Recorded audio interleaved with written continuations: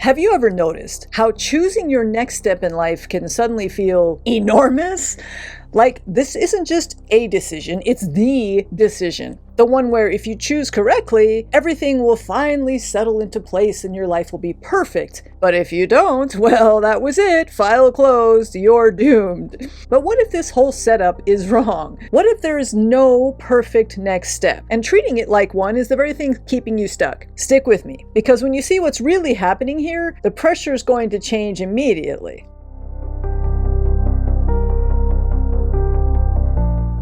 When you're in a life transition, it's easy to start treating the next choice like it's a verdict. So maybe you have a job offer that becomes a referendum on your future, or a move that becomes the moment you either figured it all out or prove that you never will. Even small choices can start to feel loaded because underneath them is this quiet belief that there's only one correct move, one perfect next step that will settle the uncertainty for good. This belief is sneaky because it sounds responsible. It sounds logical even. It feels mature, like you're taking your life seriously. I've done this myself before. When I was facing a job change or facing a move, I would think that, gosh, if I get this choice wrong, it's going to destroy my entire life. But if I get it right, then I'm setting myself up for endless success. I've gone through this myself, so I know it can happen whenever we're facing like a shift in life and we feel like we have to make a decision about what we do next. That decision can feel really heavy because it feels like that one-time exam. Unfortunately, this thinking turns actually what is really a normal decision into this high-stakes performance. We're no longer choosing between two paths. We're trying to eliminate our doubt forever. And once we try to do that, we end up needing impossible levels of certainty before we can move at all. The irony is that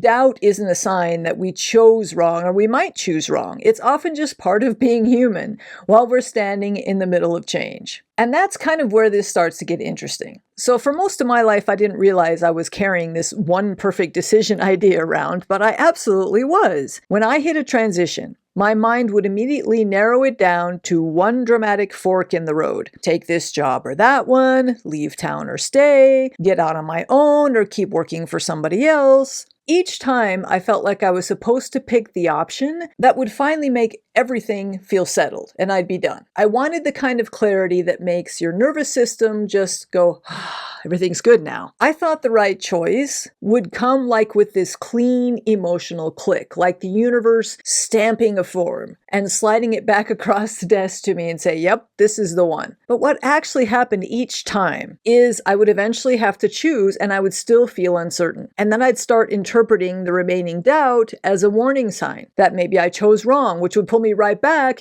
into this overanalysis. Over time, I started to notice something that changed everything for me.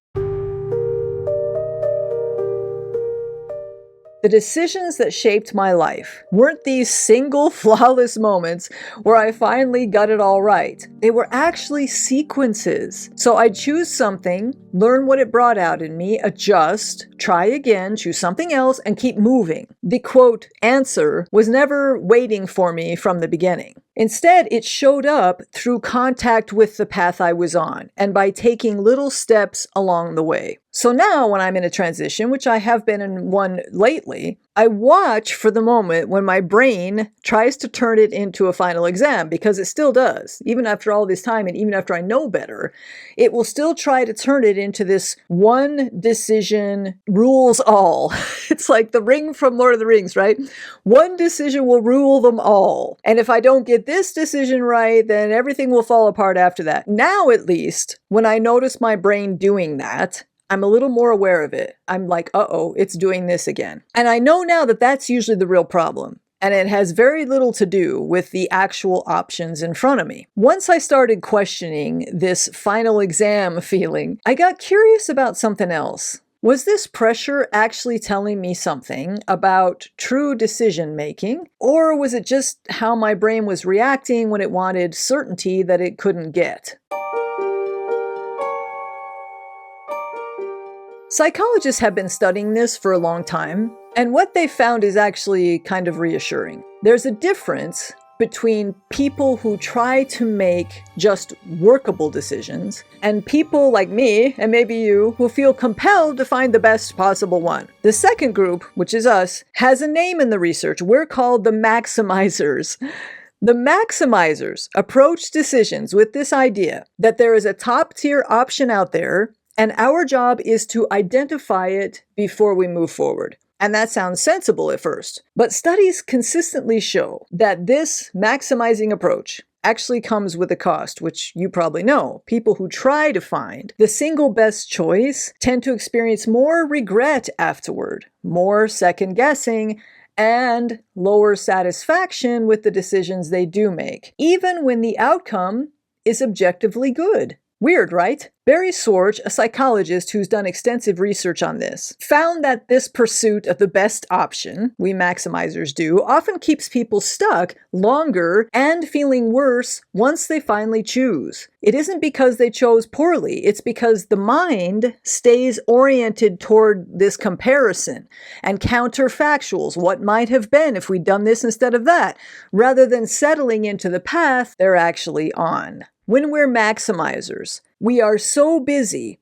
comparing and contrasting and thinking this one decision over and researching and trying to find the exact best decision that we throw the brain into this process of compare and contrast and pros and cons and is this the best or is this the best, so that even when we actually make the decision, the brain continues in that process. It's like we've set this process in motion and we haven't told the brain to stop. Remember, the brain is kind of like our own personal computer. So when we set this program running about comparing and finding the best decision, it doesn't know that when we make the decision, it can now stop.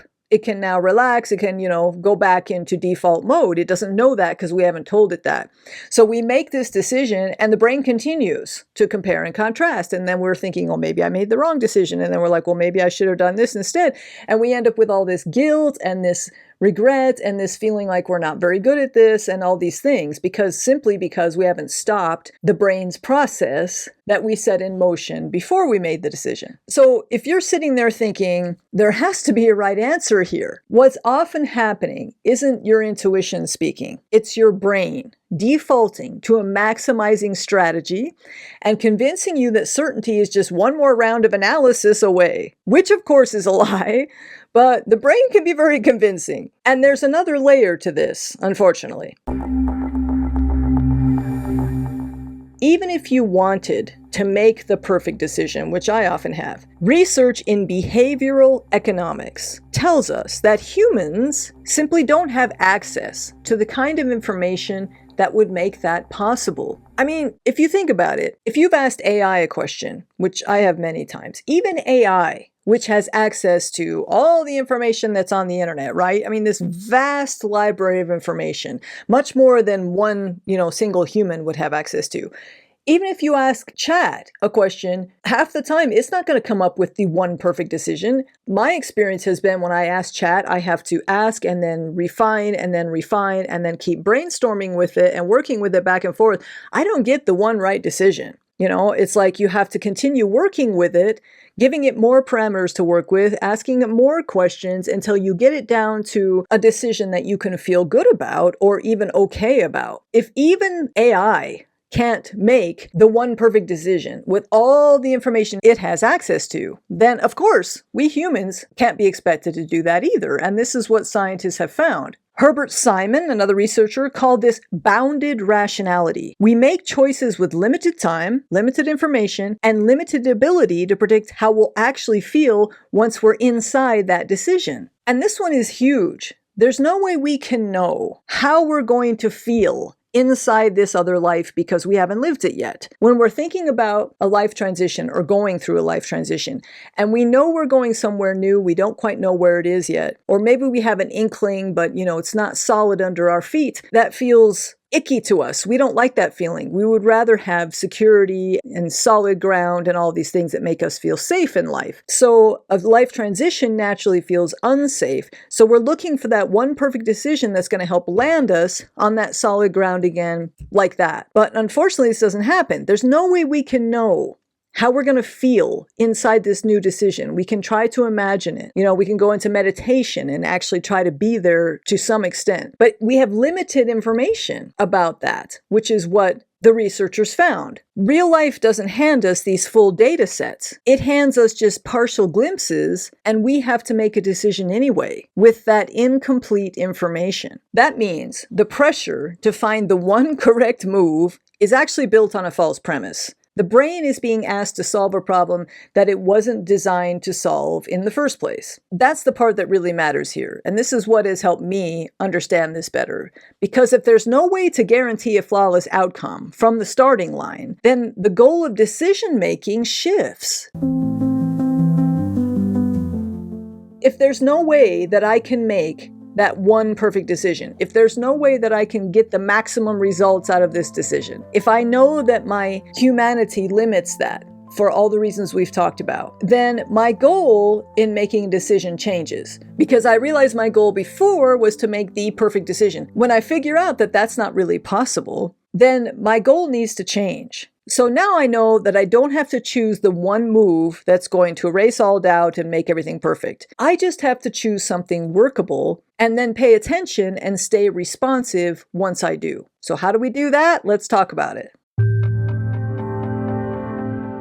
So most of us expect decisions to give us peace. We think that once we choose the right option, the noise in our heads will quiet down and the doubt will disappear and the path ahead will feel clear. But unfortunately, that's not how decisions usually work. In real life, this clear path doesn't show up before we move. It shows up because we move. So a decision isn't meant to solve our whole future. It's simply meant to bring us to the next part of the conversation with our life. And once we're in that new place, then we start learning things that we couldn't have known before that. So we find out what fits, and we notice what drains us or what energizes us, and we discover what we want more of and what we want less of. And that information only shows up after we make that move, after we make that decision. So if we're treating this decision like a final answer, then we're going to freeze because the stakes just feel impossible. But if we treat it just like a starting point, something changes because the choice no longer has to be perfect. It just has to be something that we can feel good enough about in the moment. We're not choosing the rest of our life here. We're just choosing the next step we want to try, the next step we want to take. So here's a simple way to tell whether a decision is getting heavier than it needs to be. You may be thinking about a decision right now, or maybe you're worried about the decision you just made, and the emotional weight of it is just getting to be a little bit too much.